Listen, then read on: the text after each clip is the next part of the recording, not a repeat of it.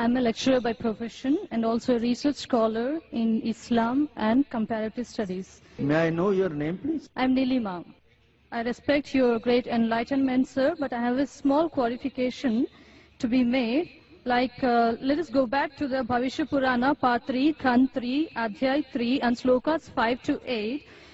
Before going to this, I would just like to mention that maybe you already know, because every prophet who comes in the name of God will fulfill the prophecy which is made for him. So any prophet who fulfills 50% of that prophecy is not qualified to be a prophet. I mean, this is a simple logical thing. So now coming back to the Bhavishya Purana, you talked about the Mleccha leader saying that he is none other than Muhammad. Okay.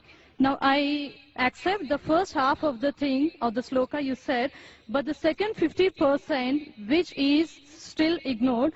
Now sir, let me tell you, Mleccha, the word meaning Mleccha, it is derived from Sanskrit dictionary, I mean the meaning, and the meaning means non-Aryan or sinner or wicked person. These are the three different meanings given to the word Mleccha.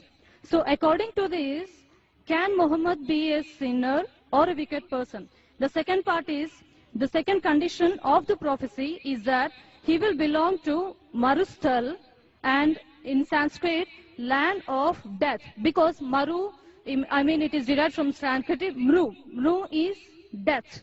And definitely it does not quoting to the land of Arabia, because it is a barren land or it is a battlefield. And next, coming to the third point of it, this prophecy also mentions that Mleccha leader will take bath in Panchagavya and in river Ganges. And it is a common truth. We know that Ganges means Ganga river, and we all know that Ganga is not in Arabia, but it is in India. It is a universal fact. And coming to the taking bath in Panchagavya, the meaning of Panchagavya is 5 products of cow. And the products of cow is milk, curds, ghee, urine, cow dung. And now sir, coming to this part exclusively, this prophecy must be fulfilled by Muhammad, wherein if you show me at least single reference from Quran, wherein Muhammad has taken bath in either, in all these 5 products, that is milk, curds, ghee, urine and cow dung, I am ready to accept Islam today. Thank you, sir. Sister has rightly said that if the prophecy that you give, if more than 50% is not fulfilled, then the prophecy is wrong. I agree with you, sister. I agree with you. And I will answer all your 3 queries. Let's see whether you accept Islam or not today.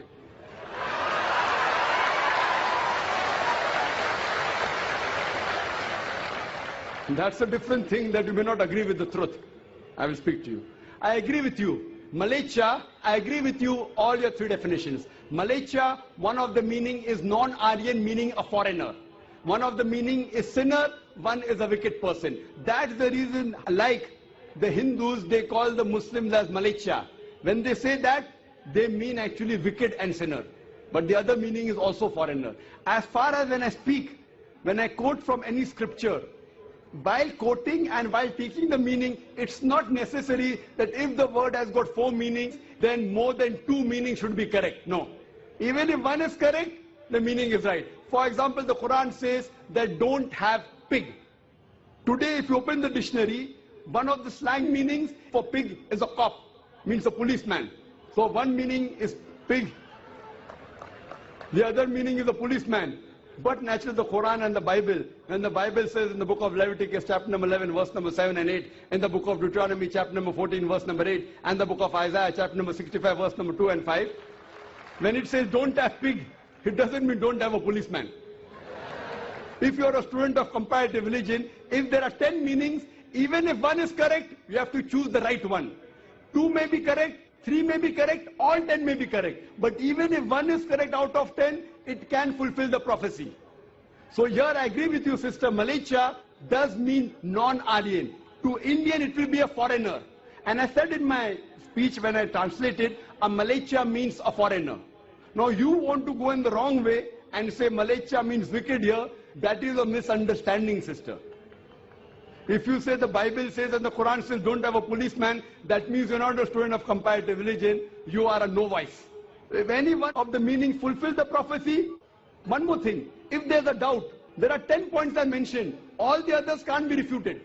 Your second meaning, marustal. One of the marustal I do agree, mar means death, but the other meaning of marustal in Sanskrit is a sandy track. You go back to the dictionary today and open. In our Islamic Research Foundation, we have a Sanskrit dictionary also, sister. I am a student of comparative religion. I do agree, one is a place of death, the other is a sandy track. So why are you taking the wrong meaning? That means you are going out of the way. So if you see the permutation and combination, all the other points I mentioned are 100% correct. Here also, you have to choose the right meaning. So one of the meanings of marustal means a sandy track or a desert. Coming to your third question. And you accepting Islam, inshallah. The third question that I mentioned in the prophecy, that Prophet Muhammad sallallahu alaihi wasallam took a bath in the Panch Garv, in the Ganges. Now here we analyze that when we say, in the Hindu terminology, when you say bath in the Panch Garv, in the Ganges, it means to purify. One means actually you dip yourself in the Ganges, which I don't expect the Prophet came and dipped himself in the Ganges. It means to purify. I did not give the explanation because the lecture is very long. I can speak on this topic for the full day. I did not give details of everything. I can speak on each prophecy for another few minutes, even for us together. So here, having a bath in the Panch Garv means purify. So depending upon the context, it doesn't mean a physical bath. And even if you physically have a bath in the Panch Garv, in the Ganges, not necessarily you will be purified. It is the philosophy of the Hinduism. So here when the prophecy says that Prophet Muhammad, peace be upon him, had a bath in the Panch Garv, it doesn't mean he came here in the Ganges. It means that he was purified by Almighty God. And we believe that all the prophets of God, all, whether it be Moses, Jesus Christ, peace be upon them, and Prophet Muhammad sallallahu alaihi wasallam, all of them were masoom. They were innocent. They were pure. So all the prophets of God, of Almighty God, which he sent down, all of them we consider to be innocent, to be masoom, to be pure. So this answers the question, and I hope inshallah you'll accept Islam, sister.